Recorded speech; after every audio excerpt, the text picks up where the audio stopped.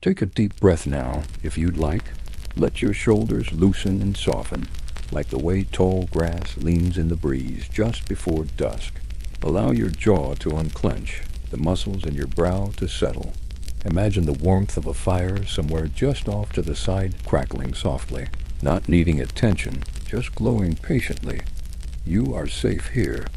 Let the flickering shadows on the walls dance like old friends. The day has done enough. Now is the time to drift. You might hear the hush of wind through the branches, or the distant murmur of a stream threading through rocks. You close your eyes to understand better, because the words matter less than the rhythm. The sky has turned pale violet, and the trees are still outlined in shadow. You carry your spear. Your hand knows it now, not just as a tool, but as something sacred. The hunting group moves in silence. There are 6 of you, padded in leathers, painted for stealth. A bird call, sharp and brief. The deer lifts its head. You have joined the line. The animal has fallen, and the spirit of the hunt has accepted your offering. There is no cheer, only breath. Deep, grateful breath. The tension breaks like ice underfoot. It runs, but the trap is already closed. The breath of your kin surrounds you, slow and deep, and in your hands, let the night wrap around you, soft and steady. You are warm. You are full. You are safe. The scar on your palm is a reminder. You are part of something ancient now, part of the silent song that hunters have followed for 10,000 years. You rise and sprint, the world a blur of bark and soil. Your arm moves like it remembers something ancient. The spear leaves your hand. Your face bears marks of charcoal and crushed ash. You step softly, listening not for sound, but for silence. Where the birds are quiet, something larger waits. He is telling the story of the hunt, not just one, but all of them. And the moon once again rises through the dark canopy. You sit beside the old hunter. This time, he does not speak. He places a hand on your shoulder and nods once. That is enough. The breath of wildflowers mixes with the deep scent of moss and fur. You move like a shadow, muscles low to the ground, breath slow. In the brush ahead, a red deer grazes beneath a low tree, its flank twitching at invisible flies. It does not yet know you are there, the ones that echo through the bones of every person here. You are not just hunting for meat, a hand on its flank, a quiet prayer in syllables passed down like fire starters. You help dress it, hands red with heat and life. Nothing will be wasted meat, skin, bone, sinew, hooves. All used, all honored. No, first the hunt surrounds. The aldest slips to the left. Another climbs a ridge. You take your place in the brush, heart echoing with the pace of your ancestors. Not panic, not fear, just readiness. You are joining a river that began before your breath. Let that sound carry you, gently now. You are listening from a place older than words. You're listening from the quiet mind that watches clouds pass, the one that dreams in stillness. That is the place from which our story begins. Our story today begins over 30,000 years ago, beneath a moon not unlike the one you know, but seen through air, untouched by smoke or city. The stars were crisp, brighter, and the dark between them even deeper. On this night in the quiet lands of ancient earth, your bare feet are pressed into soil, warmed by fire and cooled by breeze. The hunting spear, made of carved antler and obsidian, lies on the stone between you. It is not a weapon you hold lightly. It has passed through many hands. Its haft is wrapped in sinew from an aurochs long gone. The tip glimmers with careful flaking, shaped by fire, cooled in river water, and blessed with ochre paint. You do not speak. You simply watch, and all around you the sleeping breath of your kin hums low in a circle of hides and woven grass. You are a hunter, though, not yet. Tonight, you listen. Tonight, you learn. The old ones have called you to sit near the edge of the fire ring. The oldest hunter, the one with the jagged tooth and eyes like clouded stone, leans closer to the fire and begins to speak, not in words you've learned from books, but in the syllables that rise like smoke, curved and rhythmic. When you awaken the next morning, The earth is still cold beneath you. The world smells different when you are hunting. Sharper, earthier. You do not throw your spear yet. And then there is the signal. You do not see it land, but the others cry out, not in joy, but in the solemn sound of triumph. The deer is approached with reverence. Later, when the campfire returns to life, when the scent of roasting meat lingers on the wind, you sleep beneath a sky uncrowded by towers or wires. Only stars above you, like watching eyes, drift now into that slow river, the one of memory, of fire, of moonlight on stone tools. Let your heart beat slow. Sleep, little one of the long hunt.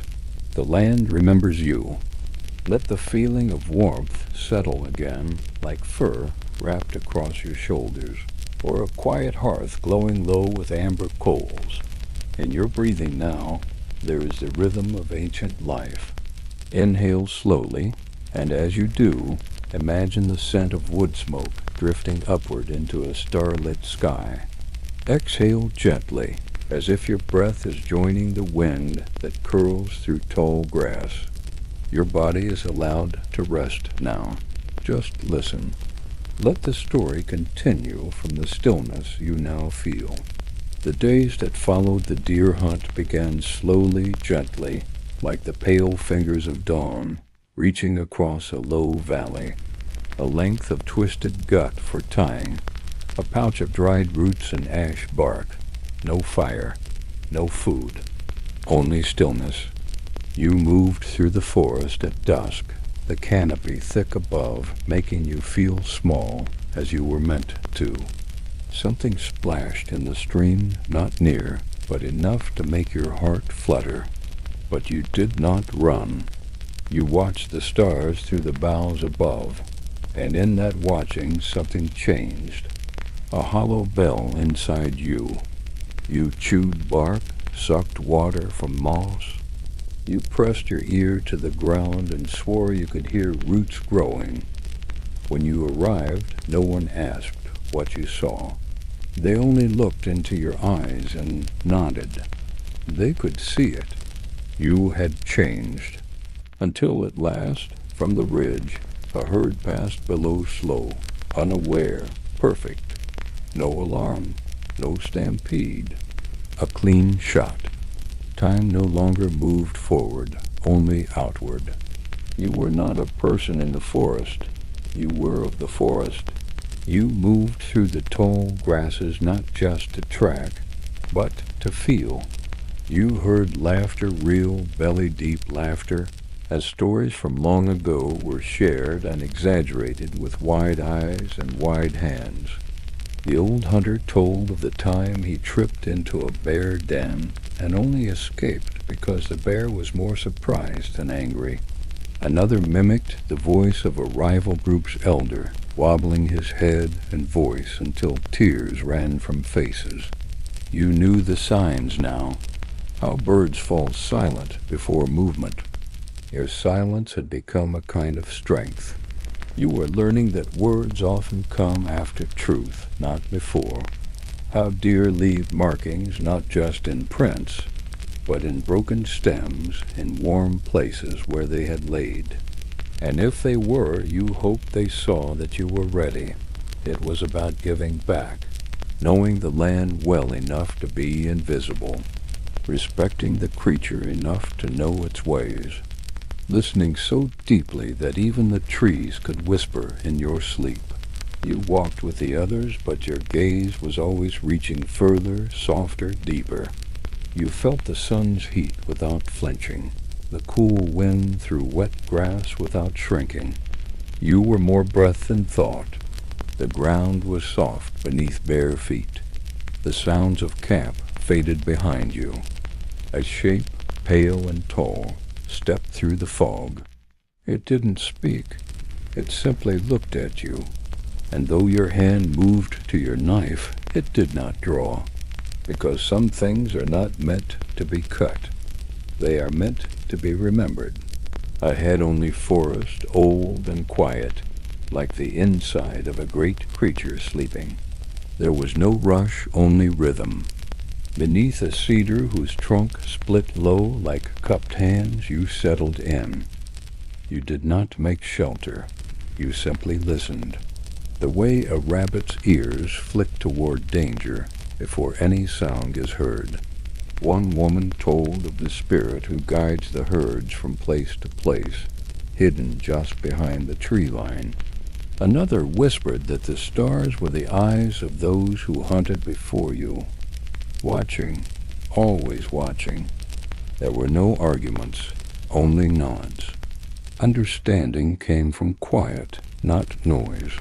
The soft scrape of tree bark beneath the claws of something climbing high. You were becoming part of the land's listening. That was always the second step. First, the hunt. Then the silence that follows. In the village, a loose circle of hides stretched over bent branches. There was the hush of sharpening tools, of weaving cordage, of skinning and drying, always with care. Everyone had their part, but no one rushed. Time moved by sun and shadow, not by chimes or clocks. This time not for food, but for passage for learning. A solo journey, short and sacred. Not a test, not a punishment. A way of seeing what cannot be taught. They called it listening to the hollow bones, a phrase that made no sense until you were alone. You, still tasting the fire char on your tongue and the cool of river water on your face, began to notice things more closely now. In the camp there were stories. Not loud tales, but murmured ones spoken as hands worked over bone tools or plaited grasses into nets. One evening, as the sky turned the color of ashwood and the wind shifted with the season's breath, a different kind of hunt was prepared. You carried little. A curved flint knife.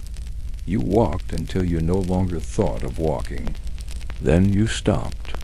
The first night was filled with unfamiliar sounds. The distant yip of foxes, the low groan of trees, shifting in their roots. You began to hear the shape of silence. The second day your hunger came not as pain, but as emptiness. On the third night, something came. You don't know if it was real. By morning, it was gone. You walked back to camp slowly, calmly, as if the trees themselves were leading you home. And so the next hunt was different. That day, you did not chase. You waited. Hours passed. The others grew restless. But you remained still. You did not throw. Another did. And that was enough. That night, around the fire, the others spoke more freely. You smiled, but you did not speak. And in this warmth, this circle of breath and ash and bone, you began to understand hunting was never only about taking life. You looked at the fire, and the embers drifted upward like tiny red spirits, and you thought maybe, just maybe, those stars above were watching. Now, as your body sinks deeper into the surface beneath you, whether it's a bed, a couch, or simply the steady earth in your imagination, let the quiet of this ancient world wrap around you once more.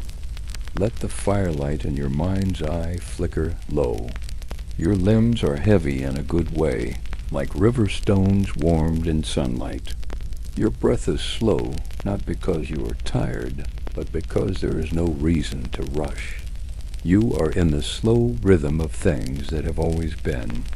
In the days that followed the second hunt, your life softened into something gentle, not easier but quieter.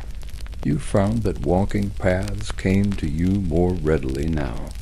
Tracks that once looked like chaos, the confused scramble of paws and hooves and claws, suddenly formed stories you could read.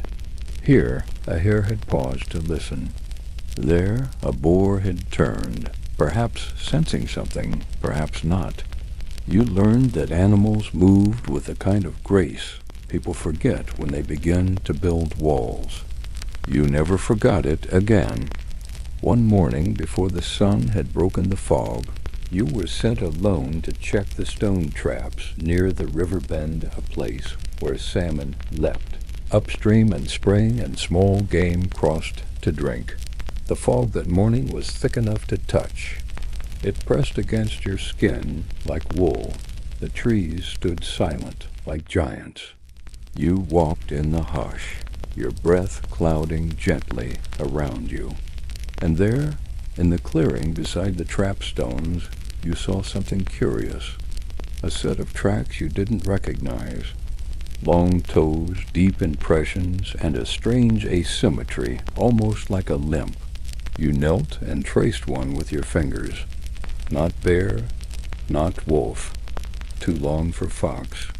And no human in your group had feet like that. But you were not afraid, just curious. You followed slowly, your steps mimicking the weight of the prints. Each one led deeper into the forest, toward the standing stones and old place. No one said it was sacred, but no one joked there either. The stones stood in a circle, not tall, but firm, each one with etchings weathered by seasons, spirals, sun marks, even simple hands. The tracks ended at the center stone and vanished. Simply stopped. You sat there a long while, unsure if you were waiting for something or someone. But nothing came. Only wind through the trees and the faint tap of a falling nut against bark. You stood, bowed your head toward the tallest stone, and turned to walk back. When you returned, the old hunter asked nothing. But when he looked into your eyes that night by the fire, he nodded once more. That was enough. In your dreams, you saw the track maker again, tall, loping, wearing no skins, yet unbothered by cold. You did not speak, only watched, and somehow you knew not everything hunted uses claws. Your dreams became richer in those nights. Less like stories, more like rivers. You saw the world through the eyes of the creatures you followed. A squirrel running the high branchways. A trout pushing through currents like cold silk.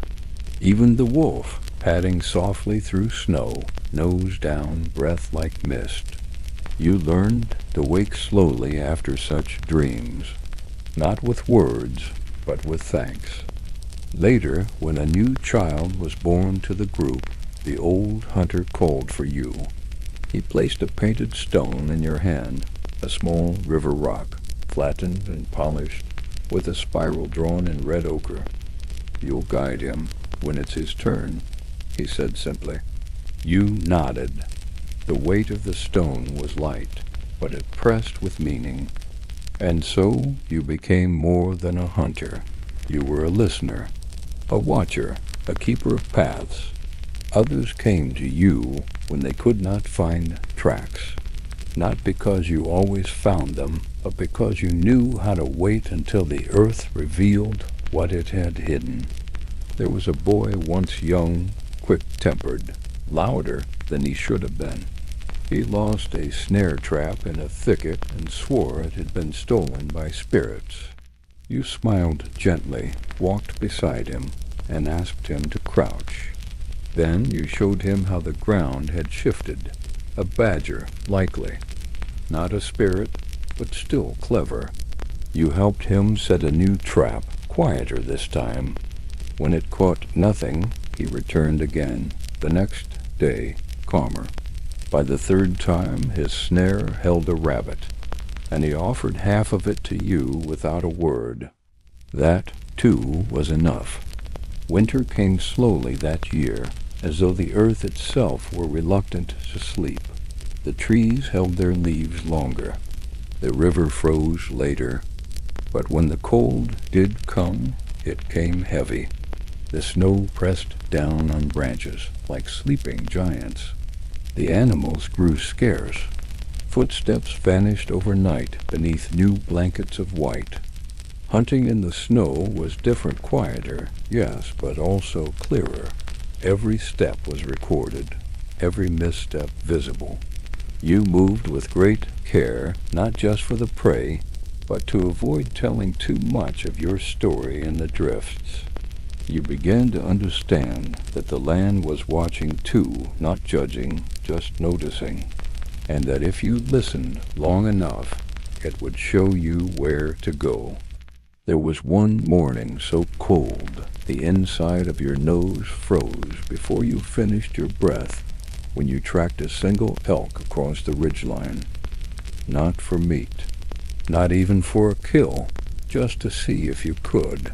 The trail was light, a soft scrape of hoof, a pressed tuft of flattened snow where it had laid down, a broken twig shining with frost. You followed for hours, sometimes losing the trail, sometimes finding it again after whispering a question to the wind. And then, near a frozen creek, you saw it. Not the elk, but the place it had slept.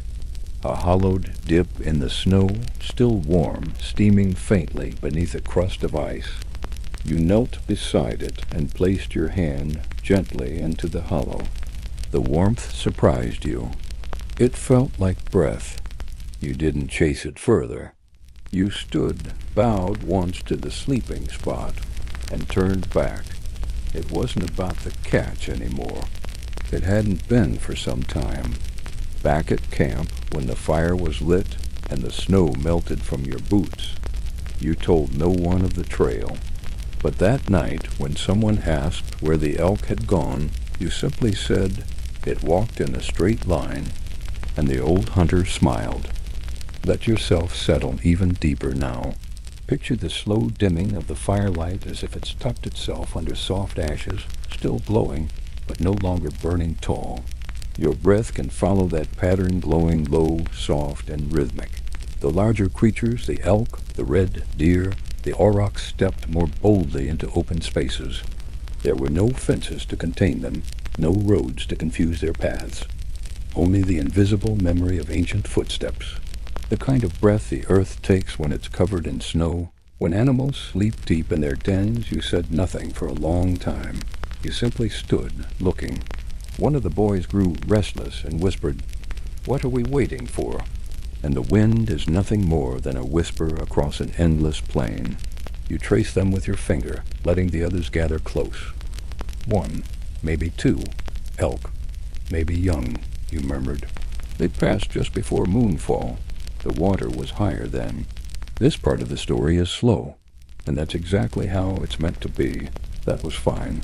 Seeing came with silence, and silence took time.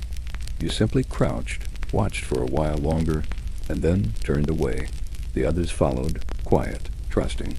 When they looked back, the elk were still there, peaceful, unbothered, and something inside them, some restless hunter's spark, felt strangely calm. They followed, not perfectly, but with effort. And that was enough. You looked up, as you often did, and found the stars once again waiting. But this time you saw something more. Not just dots, but lines between them, paths, shapes, maybe even stories. You wondered if the hunters who came before you had drawn the same pictures. If they'd looked up and seen the same stag leaping across the sky, or the slow arc of the hunter's bow rising above the mountains. You watched them begin to notice things they'd never seen before. The way gnawed branches always pointed downhill. The way droppings had different textures depending on what had been eaten. And your body no longer tense, no longer chasing ready to rest. One of them even paused to listen at the base of a tree. You have nothing more to find tonight. The forest is still. The stars are quiet. And in this moment you are completely, wonderfully safe. When you asked what they heard, he only smiled and said, "Everything." The seasons turned as they always had, each one arriving not with drama, but with the patient rhythm of things that know they will return. Spring was always announced first by sound the high, hopeful chirps of birds returning to the canopy, or the sudden trickle of meltwater returning to a brook you'd forgotten existed. Then came the scent, thawed soil, tree buds splitting open with shy green tips, the damp sweetness of lichen returning to rocks. You had learned that chasing too hard broke more than silence, it scattered the patterns. The group froze as one. The animals, two of them, stood knee-deep in the tall grass, twitching at flies, breathing steam into the breeze. They hadn't noticed you yet, but that wasn't the point. You hunted now the way moss grows, quietly, constantly, without demanding permission. When you moved through brush, even birds stayed a moment longer before taking flight. Good, that's harder to find. You could step over twigs without snapping them, push past thorn bushes without rustling leaves. You had learned the language of the forest floor. You felt it all in your chest before your mind gave it a name. Something in between like young wolves let off the leash, eager, but not yet wise. You accepted, of course, and prepared not weapons, but stories. Because the first lesson was not in the hand, it was in the eye. You simply woke one morning, stepped outside your sleeping hide, and knew the stillness had shifted. With the return of spring came movement. The animals returned to old trails. Hares began to dart across the high grass again. Your own hunting sharpened, not with force, but with patience. One day you were asked to lead a younger group out for their first true tracking. Not children, not yet full hunters. You brought them to the river's edge at dawn, when mist coiled along the banks like the breath of sleeping giants. You answered softly, for the river to speak. They fell quiet after that. Eventually the mist lifted just enough to see the faint depressions of hoof prints in the damp sand, delicate, half-washed by the water's rise. They nodded, unsure if they truly saw what you did, but willing to pretend they did.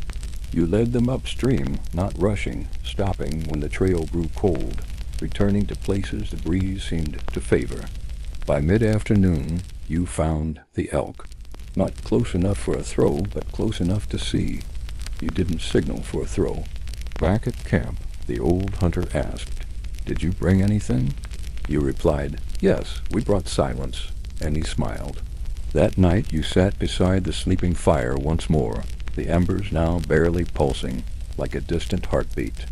You closed your eyes, and in the hush behind your breath you felt it again, the land still watching, the fire still remembering. Let yourself rest too now. The hunt is over. The path has been walked. Let yourself drift even deeper now, as if you're lying not on a bed or blanket, but on a patch of soft moss warmed by the sun, with a canopy of leaves moving lazily above you. Spring brought new life, and your people followed the migrations northward, crossing lands known by scent and shape. The great herds moved across open plains as they had for generations, and you moved with them, not to conquer, but to accompany. The hunt had become less about claiming and more about knowing. The air is cool and rich with the scent of pine and soil. Every breath in is like a breeze through forest branches. You slept with your back to the fire, your knife laid across your chest, your dreams filled with strange. A child approached a girl, barely walking. She watched you quietly, curious, not danger, just movement. You stood and stepped into the dark. A shape waited there, hunched, familiar. You showed her the blade's edge, careful not to let her touch it, but close enough for her to see her reflection in the stone's sheen. She laughed a quiet, amazed sound and placed a hand on your shoulder. That was all. No words, just the shared wonder of something old and sharp and human. Unsure what you were agreeing to, but it felt true. And ancient imagery, shapes of creatures you had never seen, places that did not exist on any trail. He placed it in your hands and gestured for you to open it. Inside was a flint knife, not unlike your own, eyes glinting. It was mine. Now it's ours. But older, darker, worn smooth at the handle from generations of use. It still held an edge, though it bore the marks of hundreds of sharpenings. You understood immediately. The first spears, the first stones, shaped not for beauty, but for survival. You saw hands painting the walls of caves with red ochre and ash, tracing the outlines of animals not out of art, but out of reverence. You saw yourself, not as one hunter, but as every hunter. Your breath joined theirs, your heartbeat echoing through time. And when you woke, you did not open your eyes. You simply smiled. You sometimes dreamed of towering beasts with long tusks, walking slowly through frost-covered valleys. You said softly. The birds sang quietly, and the trail ahead was open. He gestured for you to follow, and without question, you did. You bowed your head. Your dreams were deeper than ever before, not in thanks, but in understanding. He placed a hand on your shoulder, then turned and disappeared into the trees. You returned to camp with a knife pressed against your chest, or of birds the size of men, casting shadows across endless dunes. These dreams were never frightening. They felt like echoes, like memories left in the marrow of your bones. You had thought it was superstition, or maybe just a lesson in restraint. Not often in person, but in the language of camps left behind, the way a fire was built, the knot of a basket left hanging in a tree, a broken spearhead nestled deliberately in a stone circle. Each one was like a letter left on the wind, meaningful to those who could read it. You had never seen this place before. In the center sat a shallow bowl carved into the earth itself. He crouched beside it and placed his hands palm down on the dirt. You did the same. But now, older and quieter, you understood. The third animal tells you everything. Not the one that strays, nor the one that follows. But then you felt it, not sound, not sight, but something lower. A hum in the soil, a warmth that moved through your fingertips like distant thunder. And the old hunter, without looking up, said, "The land remembers." But the one in between, steady, alert, and wise. You watched those animals now, and you listened. Every breath out a settling hush. You are safe. You are still. And the earth holds you gently. The story continues in that slow, ancient rhythm you now know by heart. It was a warning, a sign that something large, something dangerous, had moved through recently. You circled wide that day, not out of fear, but respect. And later, when you passed the same stream days afterward and saw fresh deer tracks near the water's edge, you whispered a silent thanks to the one who placed the marker. You never knew their face, but in that moment you shared a language. In time, the cycles of the hunt began to feel less like events and more like breath itself. Inhale, prepare, exhale, release. You remembered an elder once saying, "A good hunter doesn't take the first animal they see. They watch the third." As your steps traced the wide arc of the season's journey, you began to see signs of other tribes. Once you came upon a hunting marker, a totem carved from driftwood, its top wrapped with crow feathers and sinew cord, its base buried in the earth near a stream bend. Nights on the trail were cold sometimes, even as summer bloomed. One evening, as the sky flushed pink and orange and the trees stood like dark silhouettes against the light, you sat near the edge of the encampment, sharpening your blade. Later that same night, after the camp had stilled and the stars had scattered across the sky, you woke to a soft noise just beyond the edge of the firelight. It was the old hunter. He had walked with you so many times before, but lately had grown more silent, more still. He led you out beyond the camp, past the bone markers and down into a hollow lit by moonlight. The stones there formed a circle. Nothing happened, not at first. You nodded. He reached into a small pouch at his side and withdrew something wrapped in deerskin, tied with red sinew. This was yours. He shook his head. The gift was not just the knife. It was the bond, the memory, the weight of having been seen. That night, you saw the first fires. The morning light was soft. Let your breath stay slow and steady now, like the way mist curls across the mouth of a cave at dawn, moving so slowly it almost feels like time has stopped. Your limbs can stay heavy, restful, quiet. The warmth of the fire still lingers somewhere behind your closed eyelids, glowing soft and amber. There was no hunger, no urgency, only the steady rhythm of life moving with the land.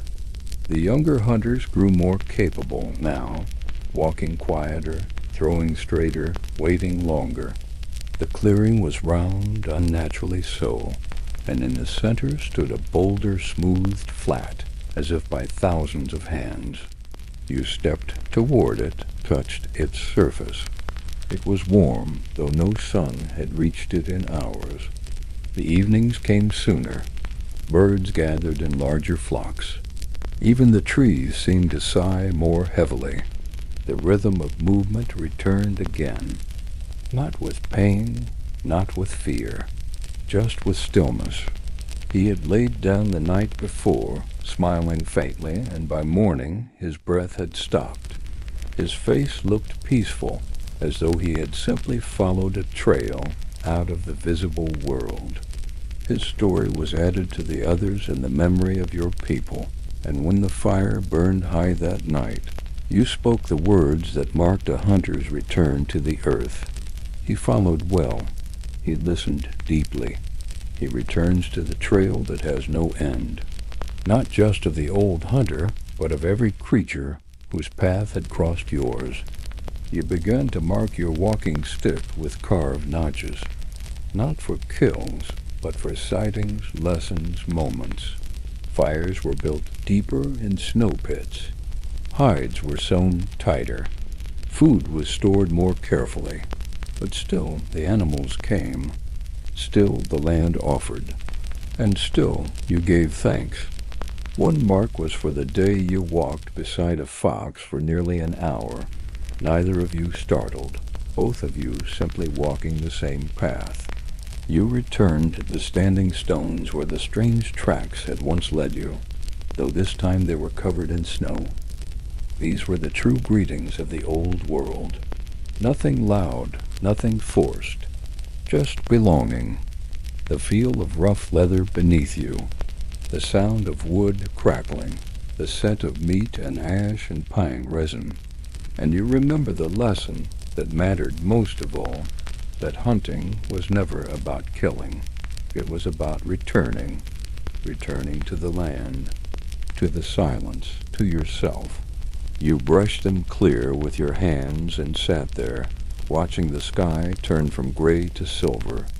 You saw no spirits, no visions, but you felt something stir in the air, and that was enough. Another was for the morning you watched a young girl learn to track with her eyes closed, trusting only her hands. Camps packed, hides folded, dried meats wrapped and stowed, then stories, then song. You took the flint blade he had given you and placed it beside him. Let your breathing match the slow rhythm of that ancient world. You are not chasing anymore. You are simply resting in the quiet under the stars in a world that remembers you even now. Another would find it in time.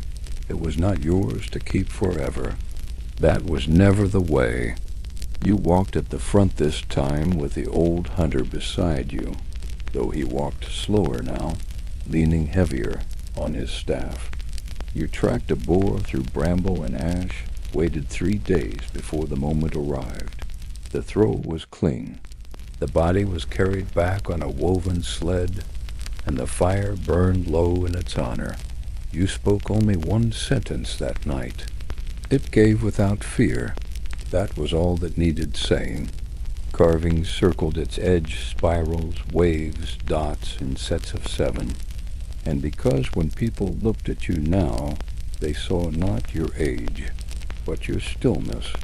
Stillness was something hard to earn. You sat beside it for a long time, saying nothing, feeling the way sound changed inside the ring of trees. Even your breath felt quieter there, not gone, just softer. They began to understand what you had once struggled to grasp, that the best hunters didn't look like hunters at all. They looked like trees, like wind, like nothing at all. You are resting, but your story continues, floating forward through memory, through earth, through the long breath of ages. The next cycle of the moon passed in peace. The herds moved predictably, and your people followed with calm steps and sure hands. You took to walking the edges of the camp more often, not out of worry, but as a habit of attention. You found yourself drawn to paths that curved without reason, where moss grew especially thick, or where the bark of trees held claw marks too old to read. You weren't searching for danger. You were listening again for shifts, for signs, for echoes. Some were meant to settle inside you like stones in a riverbed hidden beneath the surface, but always changing the way the water flowed. One such walk brought you to a glade you'd never noticed before. When you returned to camp, you told no one. Not every discovery was meant to be shared. As summer peaked and began to turn, your people prepared for the journey back to the lowlands. The sky turned a deeper kind of blue. There came a day when the old hunter did not rise. Your people mourned, as they always did, with silence first. A cairn was built at the base of a red stone hill, covered in hand-shaped stones and tokens of memory beads, carved bones, ash. You led after that, not because you asked, but because no one else stepped forward. The first hunt you led alone was quiet. A small group, a light step. You became a keeper of stories, too. When others asked what the marks meant, you simply said, "These are places the land remembered me." The winters grew colder in those years, and you adapted, just as your people always had. In the coldest month, you spent a week alone again, not by request, but by instinct. When you returned, your people welcomed you, not with cheer, but with warmth, a place by the fire, a bowl of stew, a hand on your shoulder.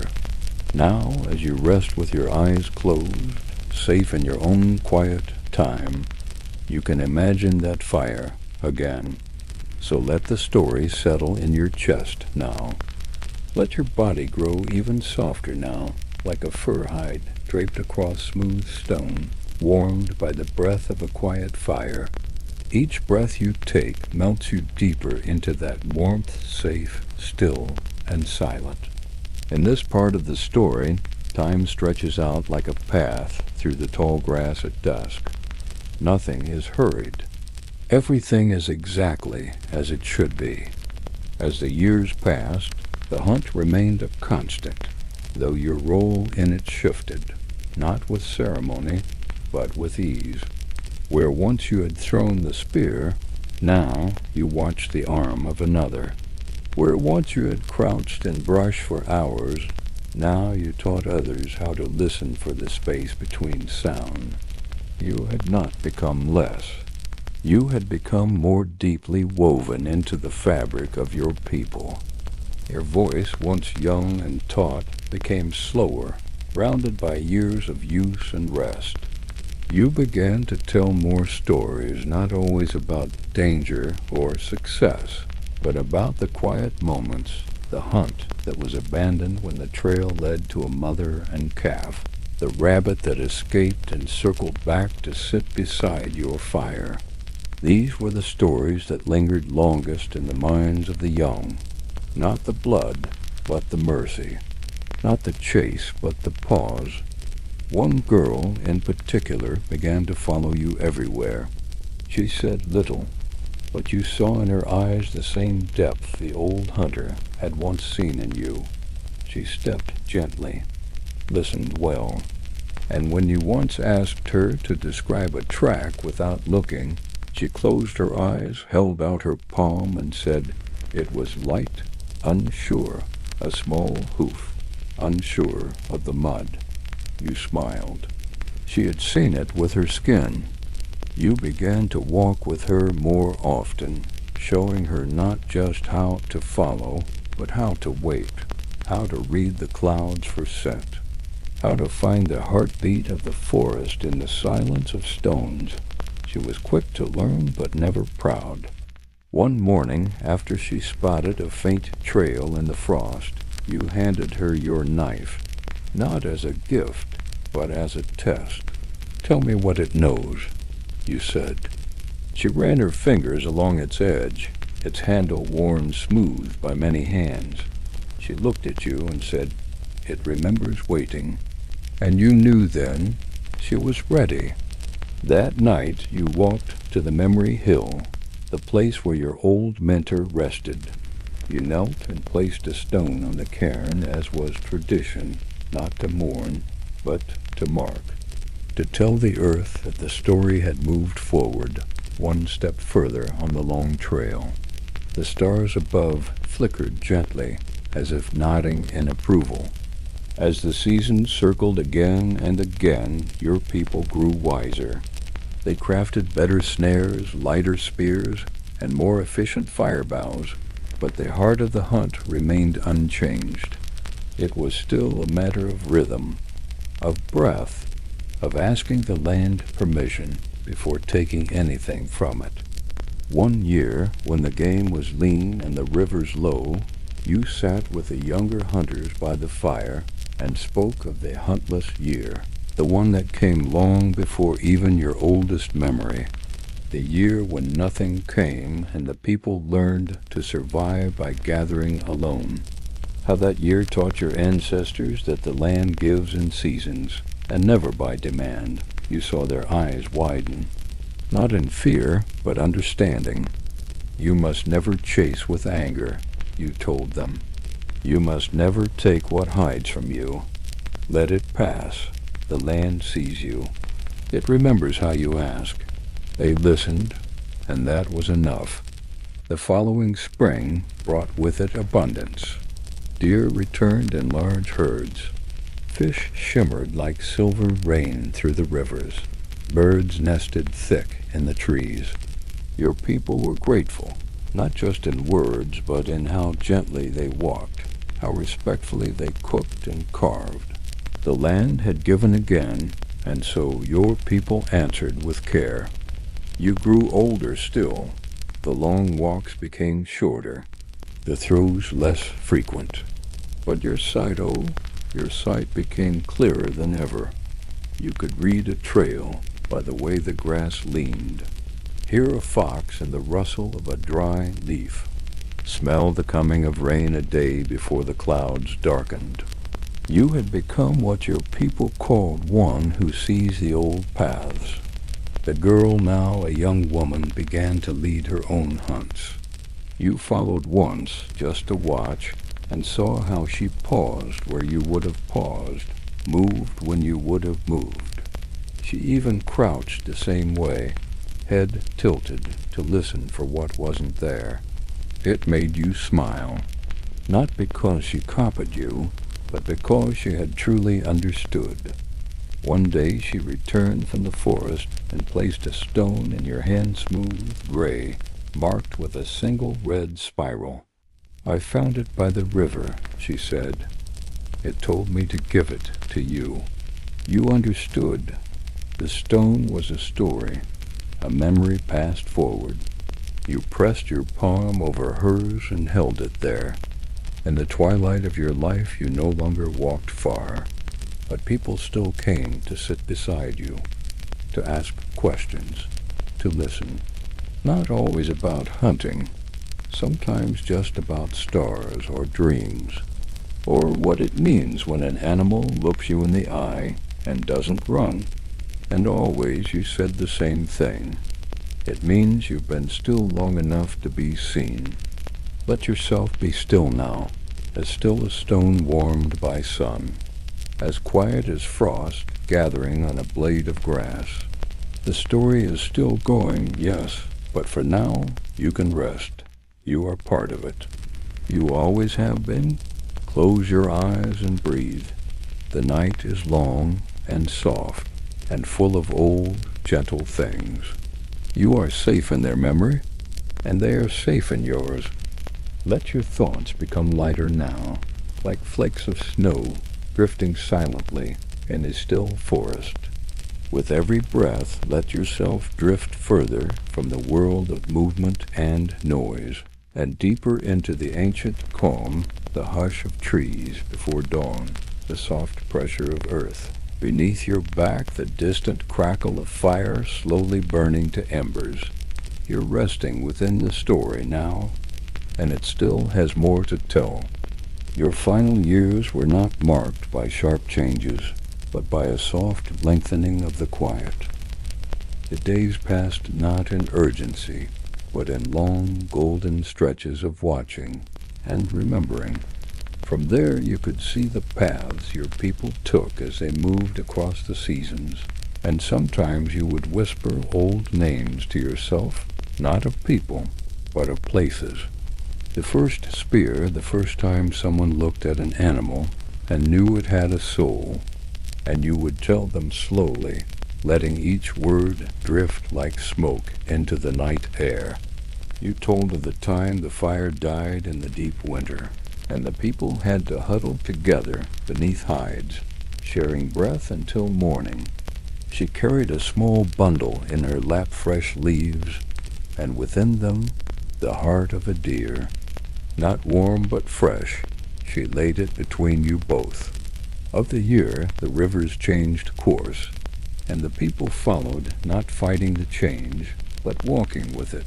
She watched you, and for a long time you both said nothing. You knelt, cupped your hands, and drank once. The cold shocked your mouth just a little, just enough to remind you of what it meant to be alive.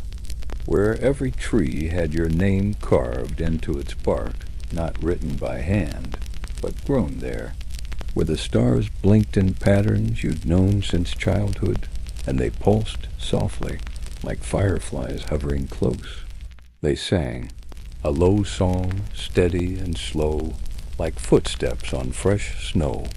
They wrapped your body in the softest skins. You showed us how to listen, she whispered. So we will. Painted your face with ochre, and they carried you to the memory hill. There was no need. The land had already spoken. You lay beneath the hide blanket, your breath gentle, fading. The fire had gone out. The air was still, and the birds waited. But in the way a song comes to rest on its final note, you had walked far, seen much, taken only what you needed, and left more than you'd ever claimed. Let it carry you downward, like water settling into cool earth. There is no more to chase, no path to follow. Only this moment of stillness, wrapped in the memory of a world long gone, but never lost. Of the night the moon turned red, and the elders danced in silence, not to celebrate or fear, but simply to bear witness of the care. It had been passed on to the next who saw with quiet eyes. To take life, you said, is to promise that you will carry its memory with care. If you forget too quickly, the land will remember for you, and not kindly, not in books, not in carvings, but in the way the people walked, and how they hunted with care, and how they waited before throwing, and how they honored what was taken. And now you walked with a simple staff carved with the circles of the moon, notched with years and seasons. You floated, watching the canopy sway from above, hearing the chatter of squirrels, the rustle of foxes, the slow crackle of trees growing. You saw your people moving like a stream bending around stone, flowing across fields, returning to the same ancient places year after year. And in the dreams you never felt old, you felt rooted. Children would ask you to tell them what the notches meant, and you would say, each one is a lesson. But not all lessons need to be told out loud. The stream with the singing rocks, the clearing where the deer once bowed their heads, the tree struck by lightning, still growing sideways. When a young hunter approached you in frustration, claiming he had tracked all day and still found nothing, you asked only one question. Did you ask the land, or did you demand from it? These places remembered you, and in your heart you remembered them in return. You had become part of the land just as surely as the hills and rivers and moss-covered stones that never spoke, but always told stories to those patient enough to listen. In this time you often sat on the hilltop just above the camp, where wind combed gently through the tall grass, where wildflowers stirred and bent without ever snapping. You no longer carried a blade, not because you couldn't, but because it was no longer yours to carry. You taught not with commands, but with gestures, with long silences that others slowly grew to respect. He had no answer that day, but he returned a week later quieter, and that silence was all the answer you needed. Sometimes in the quiet evenings the younger ones would sit around you asking not for hunting stories, but for the tales of before the first fire. You taught that hunting was a form of witnessing, that to watch a creature in its life without disturbing, it was a kind of honor. In your dreams now, you did not run through the forest.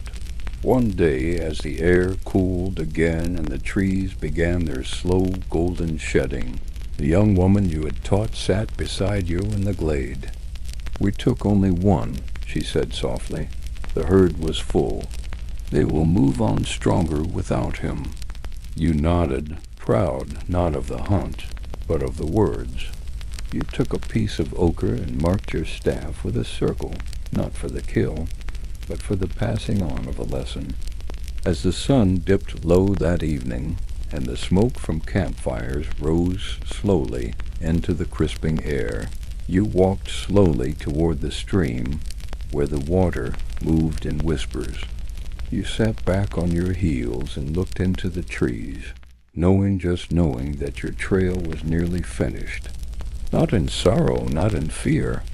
In the nights that followed, you slept longer, deeper. The dreams changed again.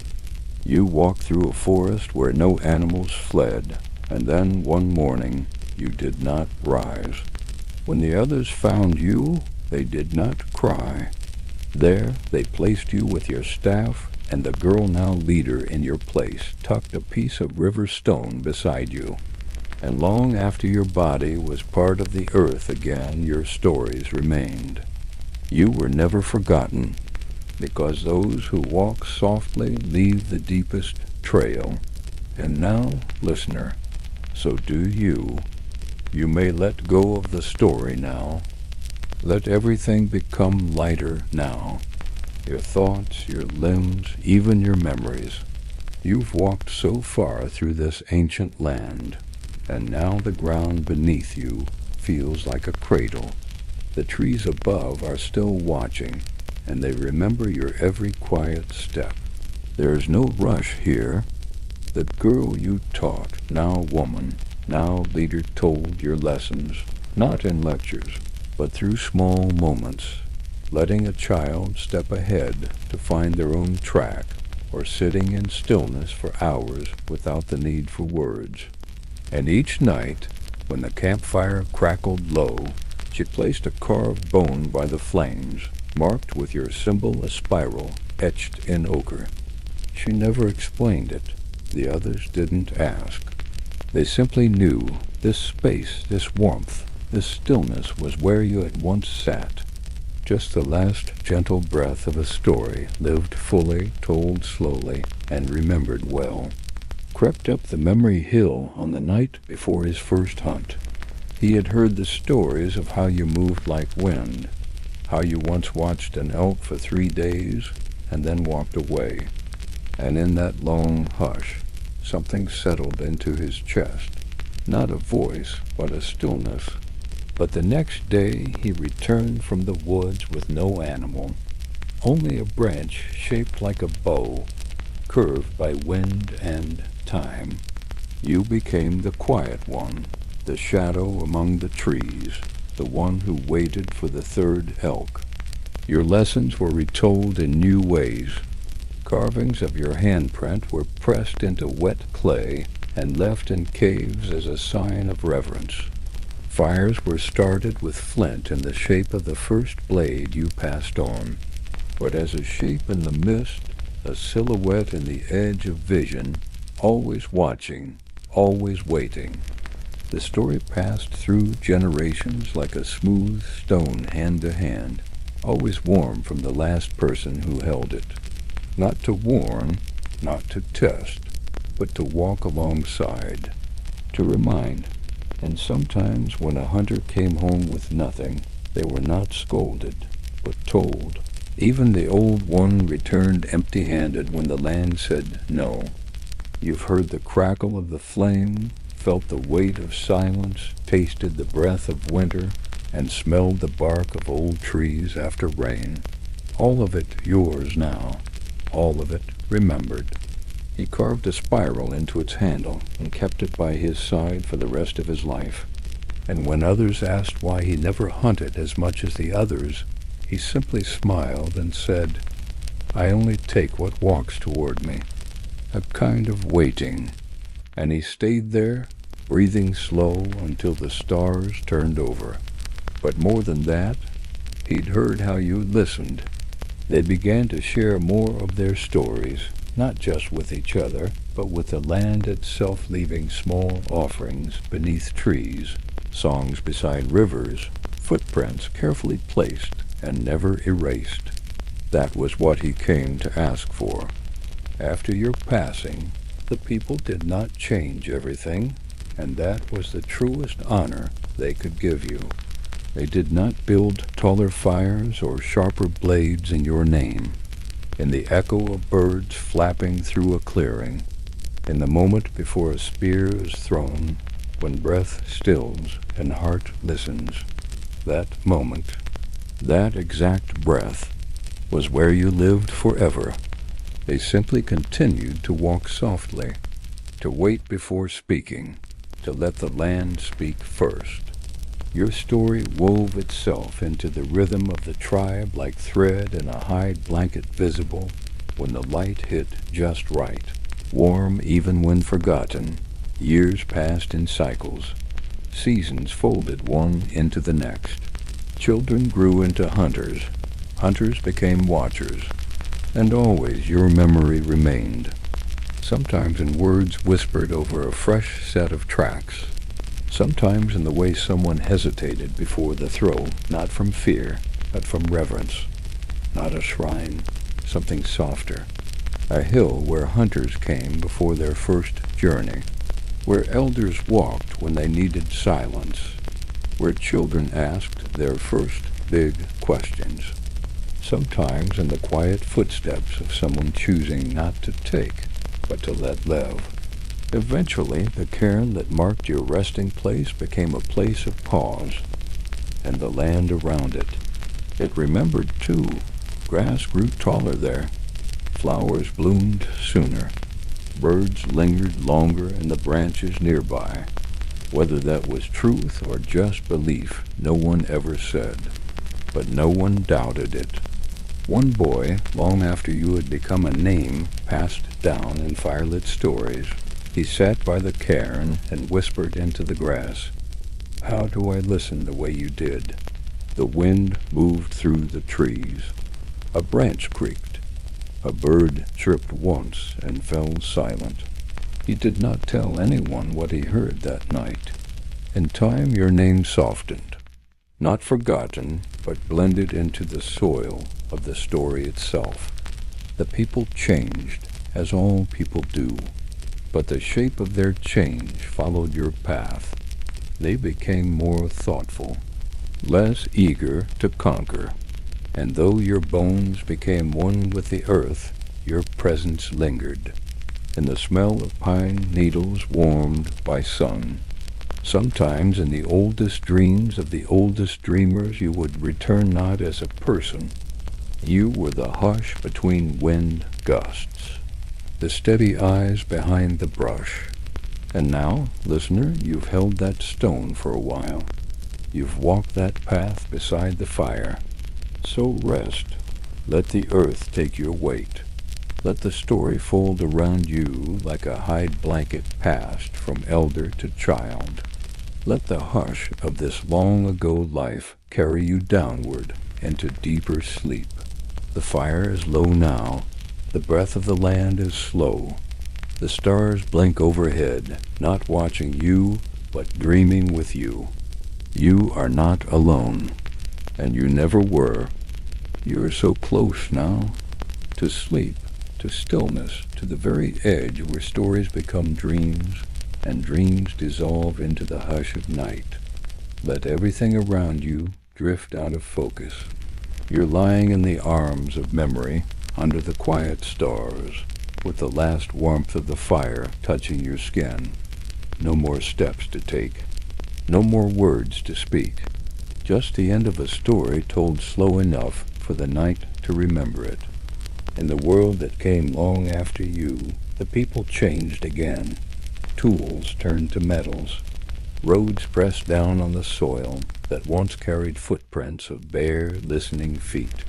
Great walls rose, cities grew. But even then, among the noise, the stone, the heat of forges, there were still those who remembered.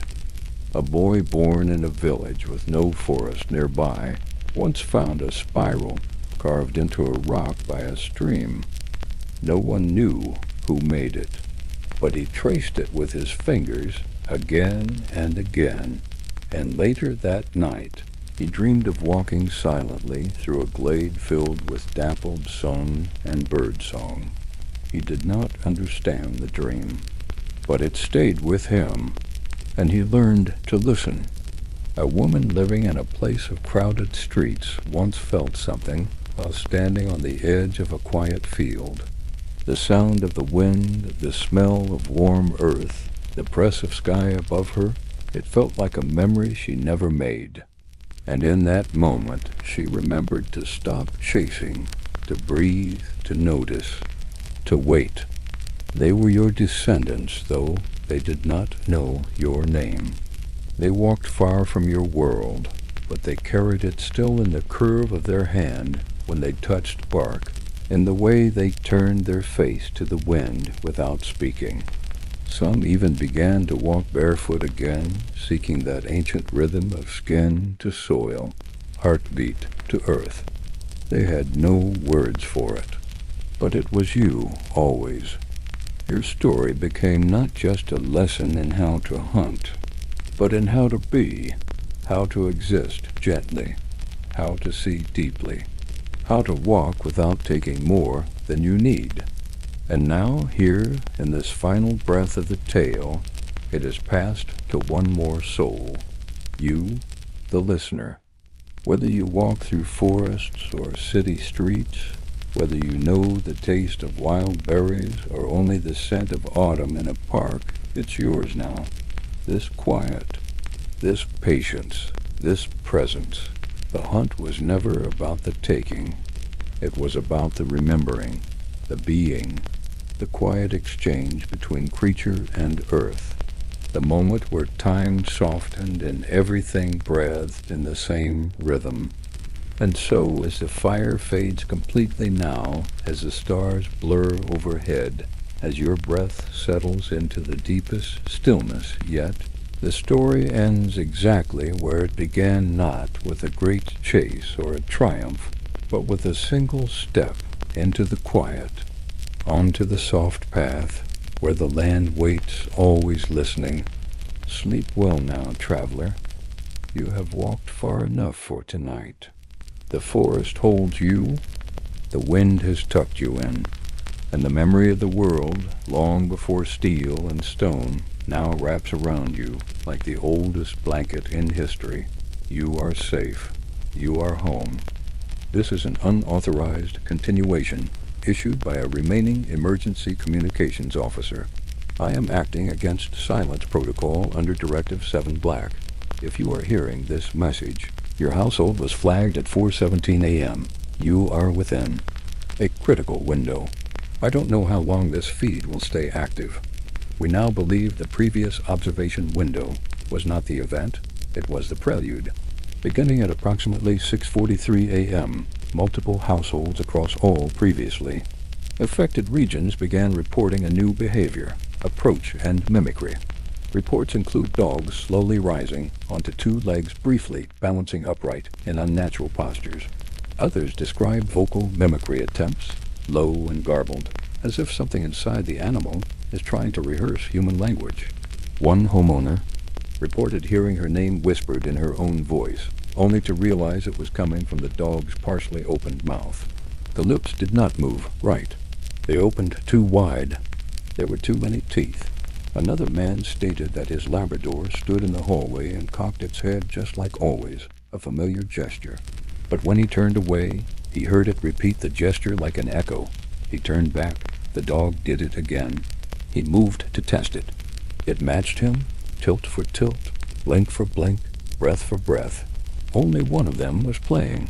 Some dogs now exhibit behaviors we can no longer categorize as canine. Pupils that retract and dilate simultaneously when light is introduced. Mouths that smile even in sleep.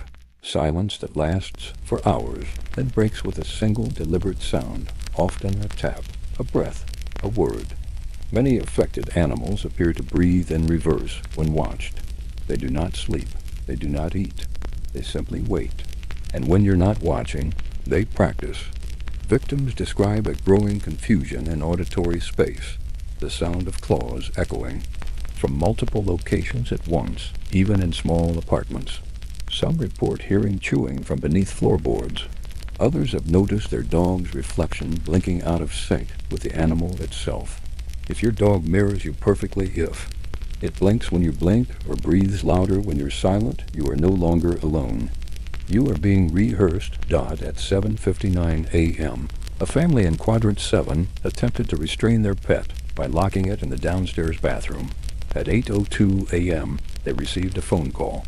Caller ID, their own number. On the other end, a recording of their child's voice screamed a single word. Look. When they opened the bathroom, the dog was gone. There was no exit route, but the mirror on the wall was cracked, and a shallow paw print was pressed into the inside of the glass dot. We believe this event is no longer limited to observation. The entities occupying these animals are adapting, refining, improving their proximity to us. Do not attempt to restrain your dog. Do not attempt to engage. If it smiles, do not react. Dogs respond to fear, and whatever is inside them wants to be seen, noticed, felt. The more you acknowledge it, the more it learns. This will be our final unsanctioned transmission. If your dog is standing in your doorway, do not move. If it is tilting its head too far, too slowly, do not blink. And if it smiles wider than before, wider than what skin should allow, it already knows you're awake. There is still more to drift through, more earth-scented memories to breathe in. The story hasn't ended, it simply grew quieter, like coals that seem to fade but still glow beneath the ash. And beneath your closed eyelids, that world stirs again. Time opens its arms one more time to guide you into another layer of ancient stillness. In the centuries after your passing. Long before metal arrows or written laws, there was still a rhythm that some could hear. These weren't people of your tribe. They had new words, different faces, but the way they walked through the land was familiar. Their feet still sought the softest moss. Their fingers still tested the wind. And when they hunted, It was not with force alone, it was with listening. They told stories around their fires about animals who spoke, trees who remembered, and ancestors who watched from beyond the mist. They didn't say your name, but the way they paused before taking a life, the way they offered a palm of water to the ground after a successful hunt, was you. Still there, still guiding, even though they would never know it, dot in one mountain range, far from the plains where you once lived. There were red stones streaked with black minerals, shaped by wind into curves like ribs. A child once found a spiral there, carved deep, older than her village, older than the path that led to it. She ran her fingers through it every day on her way to gather wood, humming quietly. One night she dreamed of frost under her fingernails, of sleeping beside a fire in a cave, of watching the clouds above a valley filled with herds. She told her grandmother about the dream, and the old woman only nodded. "You've walked it before," she said. "You just don't remember when." Stories like that flickered across the ages, quiet as smoke, in deserts, in swamps, in places where your people never set foot. And yet, something of you reached them. Maybe it was the spiral. Maybe it was the silence. Maybe it was simply the shape of listening, passed from hand to hand, heart to heart, dot. And through it all, the land remembered. That was the truest part of your story. Not the chase, not the skill, not even the survival, but the relationship. You did not move through the earth as a master. You moved as a partner. You asked. You waited. You whispered, thanks, dot, some say. The earth has no memory, but those who say it have never walked barefoot beneath ancient pines, never knelt by a spring so quiet that the water paused in respect, never stood so still that an animal came close, curious, not afraid.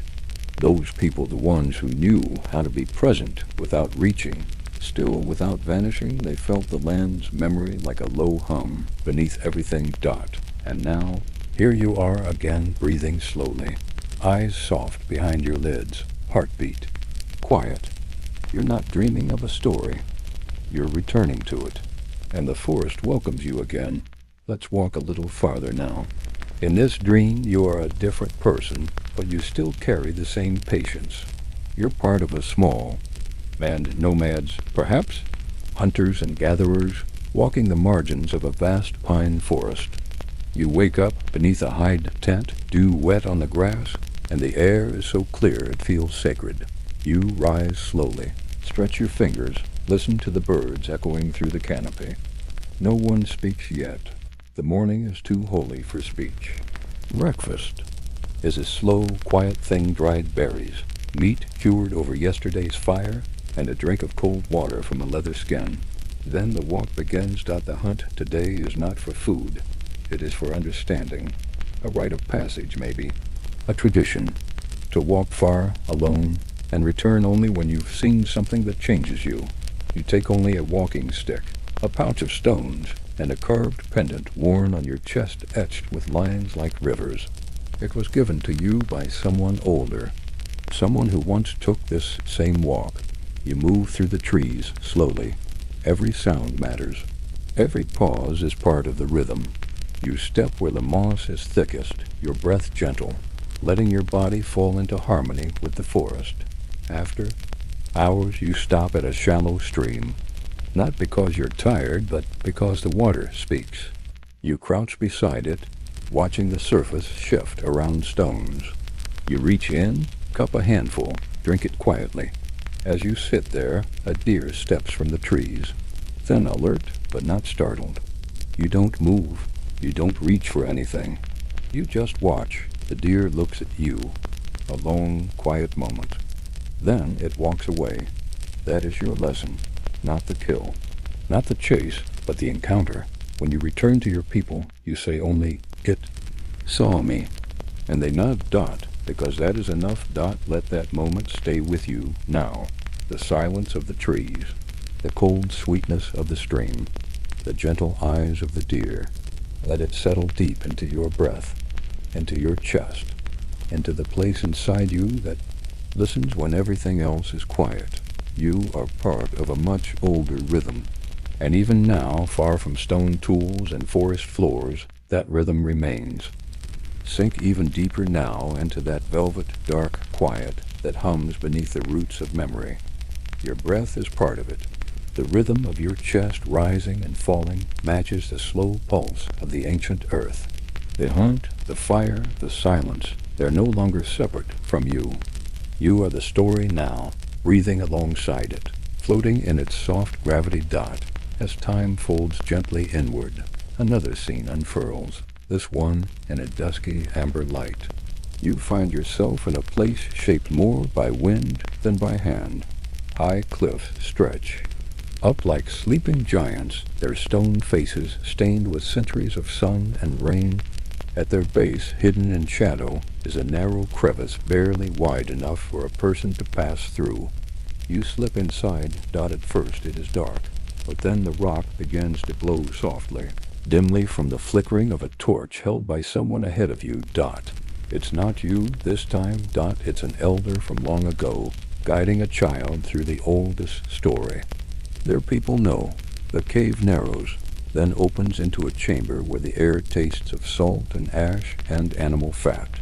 All along the walls, creatures, painted in ochre, charcoal, and crushed berry. Mammoths, wild horses, wolves, birds with wide wings. Some gallop, some leap. Some simply stand, waiting. The elder speaks in a whisper, not because of fear, but because even sound feels sacred here. These are the ones we hunted, and the ones we never could. The child doesn't answer, just looks, wide-eyed, tracing one creature with a trembling finger. It's a lion, its mane wild and black, but it has a human eye. The elder notices. That one's a memory of fear. They say gently, and also of respect. You understand. This is what the hunt truly meant. It was never domination. It was dialogue. The animals were not prey. They were teachers. Each encounter a conversation in body, breath, instinct. You drift closer to the painting of the lion. Something about it feels like a mirror. Its painted eye seems to watch you, not in judgment, but in recognition. You breathe out slowly and realize the child and the elder are no longer there. That torch is gone, but the glow remains. And in that dim orange wash, you feel the presence of all who have stood in this cave before you. The hunters, the watchers, the dreamers. They're still here. Not in body, but in imprint. You step back into the narrow passage and emerge into moonlight. A soft fog coats the valley now, lit faintly from above. You walk along a ridge, your bare feet pressing into soil scattered with pine needles and fallen leaves. Somewhere in the distance an owl calls once, then silence again. But this silence feels full, not empty. Like a warm bowl held close to your chest. Like a blanket of sound, too gentle to disturb. In the distance, you see a small fire, just a spark, just a flicker. A family rests around it. You know them without knowing names. One sharpens a flint tool. One mends a hide. One hums to a sleeping infant. The scent of cooked roots and old smoke wafts on the wind. No one speaks. There is no need. The language of the fire, the breath, the presence is enough. This is the world as it once was. And in some quiet corners, still as it's not a world of ease, but it is a world of balance. A world where every sound had space to echo. Where every life taken was remembered. Where the wild wasn't separate from the self, but a reflection of it. You step closer to the fire. Someone looks up and offers you a piece of roasted meat wrapped in a leaf. You nod in thanks, sit, eat slowly. Let the warmth spread through your chest and into your limbs. The food doesn't just nourish your body, it roots you in this dream. And as the fire crackles lower, someone begins to speak, not in a tale, but in a memory. The one who taught me to hunt, they say, didn't teach me how to throw. He taught me when not to. You nod again. You understand, and somewhere within you, the oldest part of you nods too. Let this warmth linger now, long after the flames have died. Let the smoke rise slowly into your thoughts, curling like soft mist around the story's edges. You are almost fully submerged now in comfort and stillness and memory. And yet there is one final path left to walk. Not with your feet, but with your heart. Let your breath grow slow again, soft, unhurried, like wind tracing the rim of a long-forgotten cave. You're resting now, not just inside a story, but inside a memory older than language, older than names. The forest is not behind you. It is still around you, always as the dream deepens. You find yourself back in the time before time, when fires were sacred and stars were stories, and the distance between body and earth was so small, it barely existed at all. You are not walking now. You are gliding, drifting between scenes left behind by your ancestors like footprints in wet soil. Each one is a still life preserved in breath and silence. You come upon a valley where smoke coils from, between standing stones. A circle of people kneel in silence. In the center lies an offering, not a kill, but a bundle of leaves, honeycomb, and feathers. The hunt was successful, and this is the thank you. No songs, no drums, just presence. That is their language, you. Step into another memory, this one tinged with frost. A woman sharpens a blade with stones so old they crumble at the edges. She does it slowly, almost reverently. The knife isn't just a tool, it's a continuation, passed down from her grandmother, and her grandmother before that. The bone handle is darkened from 100 fires. The edge has tasted hide and hair, sinew and sap. As she sharpens it, she hums low, steady, almost like a breath drawn through hollow wood. The sound carries you further back still. Now you're in a night so quiet. You can hear the snow falling. A man lies awake beside a nearly dead fire, watching the shapes his breath makes in the cold. His spear is beside him, but he doesn't reach for it. He's not afraid. He's waiting for something, not an animal, not even a dream, but a feeling. The moment where sleep takes you not downward, but sideways into the quiet place where the ancestors whisper. And there, nestled into the black between the dreams, you hear one whisper now. It's not in words. It's a feeling, the way the air changes. When you step from forest to clearing, the ache behind your eyes when you stared too long into firelight, the throb in your legs after walking all day without seeing a single trail, and the weight of that decision to walk back. Empty-handed. This was the real hunt. The chase was only part of it. The waiting, the watching, the learning to walk away, that was the truth. Let your body melt now into the memory. You're not a hunter or a witness. You're the quiet itself. You're the breath between two footsteps. You're the shadow beside the trail. You're the warmth of firelight on the back of someone's hands. The story wants to show you one more thing. The oldest place. The place before even your people. A sacred spot, nestled beneath an overhang of rock so old it's turned black with lichen and rain. Inside is a wall. Not a smooth wall, but one textured like the skin of a great beast. On it, handprints. Dozens. Hundreds. Small and large. Some faint, some bright as new blood. All pointing inward, toward a red spiral carved deeper than all. The others. You place your palm on the wall, fingers splayed to match the shape. And for a moment, everything is still. No wind. No time. Just presence. You are not the first to be here. You will not be the last. But for this moment, you are part of the line. One touch among many. One breath in the long rhythm of humanity. The spiral pulses. You hear a single heartbeat. And then the forest exhales again. Time resumes. And you return not to wakefulness, but to a deeper kind of sleep. The kind that doesn't end in morning, but continues through the layers of your breath. The story doesn't close. It unfurls. There is one final lesson the land offers before it lets you go. The point of the hunt was never the kill. It was the connection. To the wind. To the animal. To the hunger. And the restraint. To the moment you stood face to face with another being and chose not to run. To the silence that welcomed you without judgment. that this silence welcomes. You still dot, it presses gently at your back now, guiding you toward dreams. Dot, so go dot. The earth is warm, the fire is low, and the oldest part of you, the part that remembers the smell of moss and smoke and wet fur, has finally returned home.